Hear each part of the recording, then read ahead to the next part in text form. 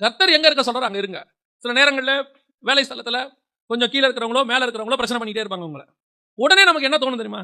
இந்த வேலையை விட்டுட்டு வேற வேலை பார்க்கலாமா? கர்த்தர் சொல்லுவார், நீ அங்கே இரு. ஏன்? அங்க உன்னை எப்படி ஆசீர்வதிக்கணும்னு கர்த்தருக்கு தெரியும். அடிமையாய் போன தானியேலை நேபுகாத் நேச்சார் முகங்குப்புற விழுந்தானாம் அவனுக்கு முன்னாடி. அந்த விளக்கத்தை சொன்ன உடனே முகங்குப்புற விழுந்தானாமா.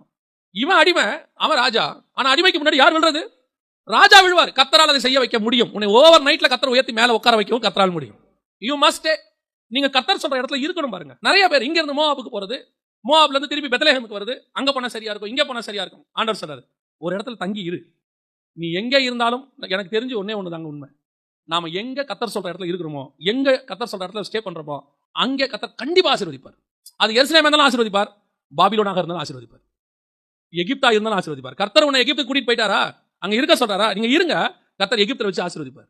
கர்த்தர் நம்மள அங்க போக சொன்னது கன்ஃபர்மேஷன் ஆயிடுச்சா? அங்க போங்க, அங்கே உங்களை ஆசீர்வதிக்க கர்த்தர் வல்லமை உள்ளவராக இருக்கிறார். அவ்வளவுதான்.